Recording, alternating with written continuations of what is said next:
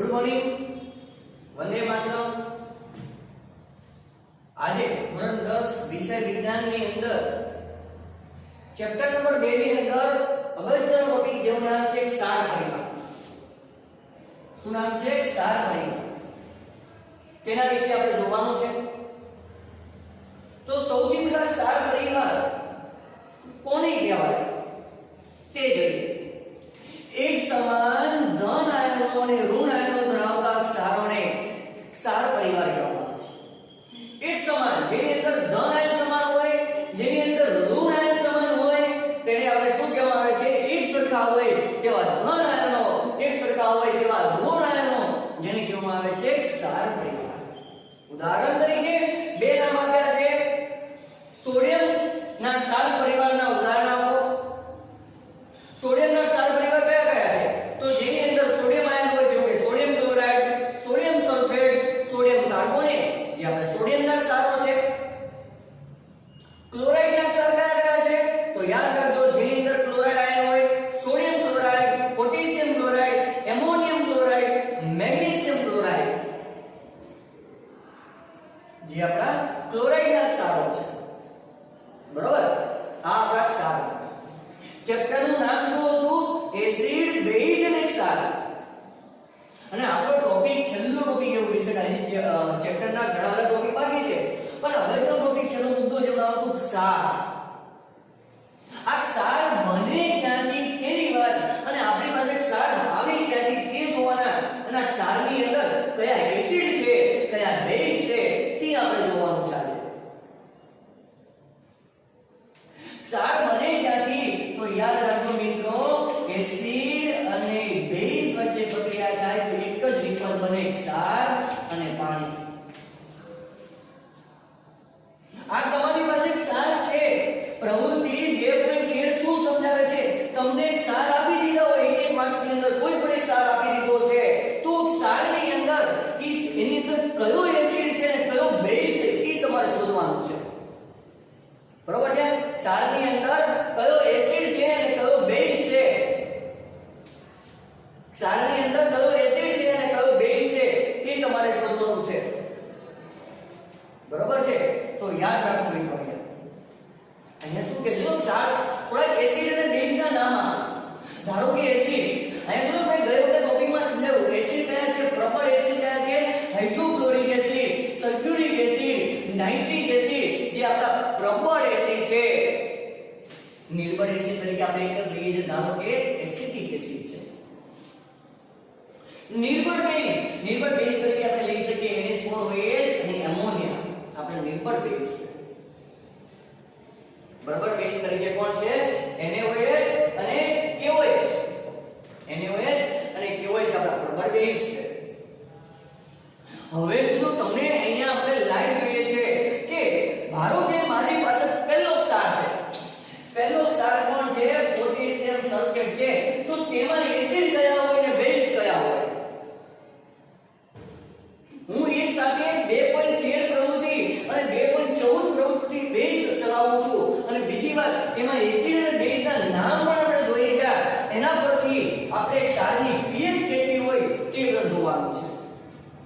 હું એકથી બે સમજાવું છું, જે જોજો જેથી વધારે તમને ખ્યાલ આવે। ધારો કે જો પહેલો ટોપિક આપણી પાસે છે પોટેશિયમ સલ્ફેટ છે।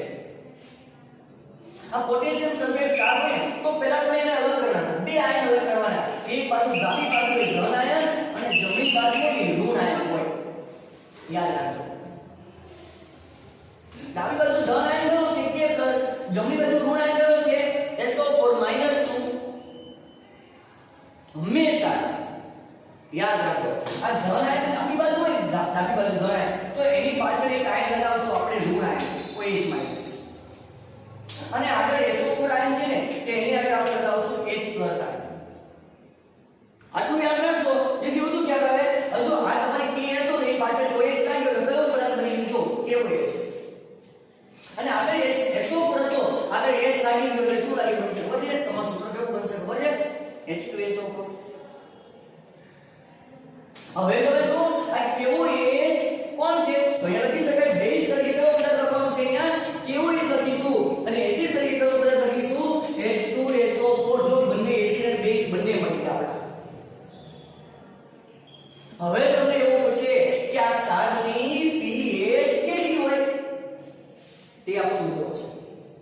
તો આ ક્ષારની pH જાણવી હોય ને તો એની માટે જો મેં વાત કરી સાંભળો જો પ્રબળ એસિડ અને પ્રબળ બેઝ હોય તો એમાંથી જો ક્ષાર મળે તો એની pH હોય ને 7 હોય જો નિર્બળ એસિડ અને નિર્બળ બેઝ હોય ને તો એમાંથી જે ક્ષાર બને ને તો તેની pH 7 જ હોય બંને પ્રબળ અથવા જો બંને pH હોય ને તો તેની pH 7 હોય તો ધારો કે તમારી પાસે જોઈએ તો આ કોણ છે કેવો હોય તો અહીંયા જો કેવો છે પ્રબળ બેઝ આ કોણ છે H2SO4 તો કોણ છે જો અહીંયા પ્રબળ એસિડ બંને કેવા તો જો પ્રબળ અને બંને પ્રબળ જો લખ્યું છે બંને પ્રબળ હોય તેમાંથી જે ક્ષાર મળે એની pH કેટલી હોય છે 7 હોય છે હજી વાત કરું ધારો કે મારી પાસે નિર્બળ એસિડ છે અને પ્રબળ બેઝ હોય આટલું યાદ રાખજો અને છેલ્લો ટોપિક જો પ્રબળ એસિડ હોય અને નિર્બળ બેઝ હોય તો એમાંથી pH કેટલી મળે તે જુઓ સાંભળો જો નિર્બળ એસિડ છે તે નિર્બળ છે અને પ્રબળ કોણ છે તો બેઝ જો પ્રબળ બેઝ અને નિર્બળ એસિડ હોય તો પ્રબળ જે હોય એનું રાખવાનું પ્રબળ કોણ છે અહીંયા બેઝ તો બેઝ ની pH કેટલી હોય 7 કરતા વધુ હોય 7 કરતા વધુ એટલે greater than 7 લખવાનું જો અહીંયા કોણ છે પ્રબળ એસિડ અને કોણ છે નિર્બળ બેઝ અહીંયા જોઈ શકો છો પ્રબળ એસિડ છે જે પ્રબળ હોય એની pH લખો પ્રબળ કોણ છે એસિડ અને એસિડ ની pH કેટલી હોય 7 કરતા ઓછી 7 કરતા ઓછી એટલે કહી શકાય less than 7 એટલે તમારો આ ક્ષાર છે ને H2SO4 એની pH કેટલી મળી જો બંને પ્રબળ ખાલી જો એસિડ બેઝ કોણ છે બંને પ્રબળ છે એટલે એની pH કેટલી હશે 7 હશે ધારો કે બીજું ઉદાહરણ અહીંયાથી લઈ લઈએ આપણે ધારો બીજું ઉદાહરણ છે કોણ NaSO4 અથવા કહેવાય સોડિયમ સલ્ફેટ લઈ લો જો અહીંયા સૂત્ર કોણ છે સોડિયમ સલ્ફેટ તમારે બીજું કાંઈ નથી કરવાનું પહેલા એસિડ બેઝ ગોતી નાખો એસિડ બેઝ ગોતવા છે બંને અલગ કરી નાખો NaSO4 આ ડાબી બાજુ Na+ જમણી બાજુ SO4 Na+ અને આપણે આવડતું જે સૌથી પહેલા શરૂઆત કરી હતી SO4 - 2 હવે તમે જે પહેલા કીધું જો ધન આયન હોય તો બાજુમાં કયો આયન ગોઠવવાનો ઋણ આયન તરીકે OH- આ કોણ છે ઋણ આયન તો અહીં આગળ કયો આવે ધન આયન તરીકે H+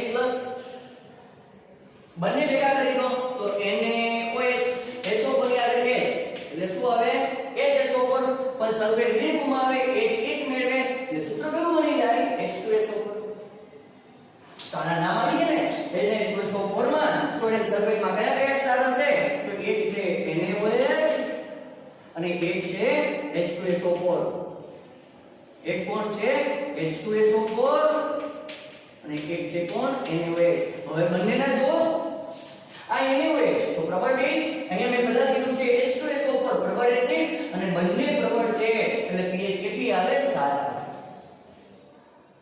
બંને પ્રબળ હોય તો pH કેટલી આવે 7 આવે બરોબર આ કોષ્ટકમાં હજી એક આગળ છે ધારો કે મારી પાસે બીજું એક ઉદાહરણ લઉં છું NaCl બીજું એક ઉદાહરણ લઉં છું અહીંયા કોણ લઉં છું NaCl જોતો અહીંયા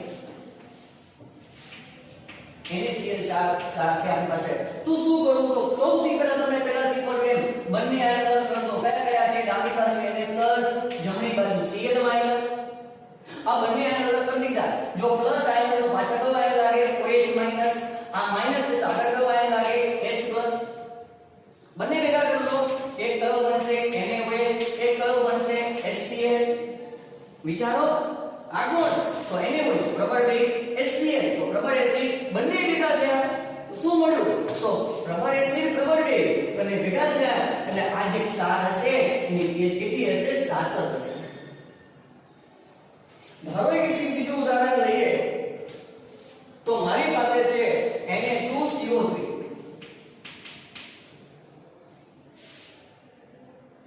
કોણ છે Na2CO3 અહીંયા એક એસિડ તરીકે હું બીજું ઉમેરું છું એસિડિક એસિડ છે ને એની સાથે બીજું એસિડ ઉમેરું છું જેનું નામ છે H2CO3 જેનું નામ છે કાર્બોનિક એસિડ જે આપણો નિર્બળ એસિડ છે કાર્બોનિક એસિડ આપણો કયો એસિડ છે નિર્બળ એસિડ છે આનું આયનીકરણ કરો એટલે પાણીમાં છૂટા પડશે, બે આયન છૂટા પડશે, એક કર્વ મળશે Na+, એક કર્વ મળશે CO3 - 2. મેં બીજું કંઈ નથી કર્યું, ખાલી આયનો છૂટા કરે Na+ CO3 - 2. જોઈ શકો છો તમે. ફરી એકવાર પ્લસ છે તો કયો આયન જોડાશે OH- માઈનસ છે તો કયો આયન જોડાશે H+. બંનેને મિશ્રણ કરો તો એક કર્વ બનશે NaOH અને અહીંયા પણ બનશે HCO3. H એક ગુમાવે CO3 બે ભેળે તો સૂત્ર કયું બન્યું H2CO3. હવે તમને પૂછે આ Na2 એક જ માર્કનો સવાલ આટલો પૂછાય, આ Na2 સોડિયમ કાર્બોનેટ ની pH કેટલી, તો આ તમારે અલગ કરવાનું, કોણ એસિડ છે કોણ બેઝ છે, કયો એસિડ પ્રબળ છે કયો નિર્બળ છે એ જાણી લો. તો અહીંયા તમે જોઈ શકો છો NaOH તો આપણો કયો બેઝ કહેવાય પ્રબળ બેઝ. H2CO3 જેનું નામ છે કાર્બોનિક એસિડ જે આપણો નિર્બળ એસિડ છે. તો તમને પૂછાય pH કેટલી હોય, તો અહીંયા જોવો મિત્રો આ નિર્બળ એસિડ અને આ કોણ છે પ્રબળ બેઝ. પ્રબળ કોણ છે બેઝ છે, નિર્બળને જવા દો. પ્રબળ કોણ છે બેઝ અને બેઝની pH કેટલી હોય 7 કરતા વધુ, એટલે આનો pH નો જવાબ આવશે ગ્રેટર ધેન 7. બરોબર. હજી આપણે ઉદાહરણ લઈએ કે જેથી તમને આ ટોપિક આ મુદ્દો એકદમ ક્લિયર સમજાય. જો અહીંયા ધારો કે ઉદાહરણ લઉં NH4Cl, ક્ષાર તરીકે NH4Cl. ક્ષાર મળે ક્યાંથી એક ઓગળા, તો સૌથી પહેલા એસિડ અને બેઝ ભેગા કરી દો. આ આટલા બધા એસિડ અને બેઝ ભેગા કરી દો એટલે ક્ષાર બનવાનું છે. યાદ રાખજો આ NH4Cl ની pH અને આમાં કયા એસિડ છે અને કયા બેઝ તો તમારે શોધવા પડે. તો NH4Cl ને બંનેને અલગ કરો NH4 અને Cl-. આ NH4+ છે તો એની સાથે કયો આયન જોડાશે OH-. Cl- છે તો એની સાથે કયો આયન જોડાશે H+. જોઈન કરી દીધા. હવે ભેગા કરી દો તો આપણે ભેગા કરી નિપજ કઈ બની જશે NH4OH જે આપણો બેઝ પદાર્થ. Cl- છે તો આગળ કોણ લાગશે HCl H+. હવે વિચારો આ કોણ NH4OH, તો અહીંયા રહ્યો આપણે NH4OH કેવો છે નિર્બળ બેઝ, કેવો છે નિર્બળ બેઝ. અને HCl આપણો કયો છે પ્રબળ એસિડ. કોણ પ્રબળ તો એસિડ પ્રબળ, કોણ નિર્બળ તો બેઝ નિર્બળ. તો પ્રબળ એસિડ તો પ્રબળ એસિડની pH કેટલી હોય મિત્રો, એસિડની pH કેટલી હોય 7 કરતા ઓછી. એટલે આટલો જવાબ લખો MCQ એક માર્કના સવાલમાં પૂછે તો pH <7. જો આ ક્ષાર પરિવાર આ ક્ષાર આપેલા હોય અને એસિડ અને બેઝના નામ શોધવાના કે તો આ રીતે શોધવાના. pH શોધવાની કે તો કોણ પ્રબળ કોણ બેઝ નિર્બળ તે જોઈ લો. એની માટે તમારે આ બે મુદ્દા ફરજિયાત મેળવવા છે, જેવા કે પ્રબળ એસિડ પ્રબળ બેઝ અને આ પ્રબળ એસિડ પ્રબળ બેઝ જોડે તો pH 7, નિર્બળ એસિડ નિર્બળ બેઝ જોડે તો pH 7. જો નિર્બળ એસિડ અને પ્રબળ બેઝ જોડાઈ જાય, કોણ છે પ્રબળ તો બેઝ તો 7 કરતા વધુ. જો પ્રબળ એસિડ અને નિર્બળ બેઝ જોડાય તો 7 કરતા કેવી આવે ઓછી આવે. આ તો આપણો ક્ષાર પરિવારનો મુદ્દો. હવેનો આપણો જે ટોપિક હશે ને તો ઘણા બધા જેવા કે અગત્યનો ટોપિક છે સોડિયમ હાઇડ્રોક્સાઇડ બનાવવાની પદ્ધતિ. બરાબર, એ આપણે આવતા ટોપિકની અંદર આવતા લેક્ચરની અંદર આપણે જોવાનું છે. બરાબર છે, તો આવતા લેક્ચરમાં આપણે મળીએ.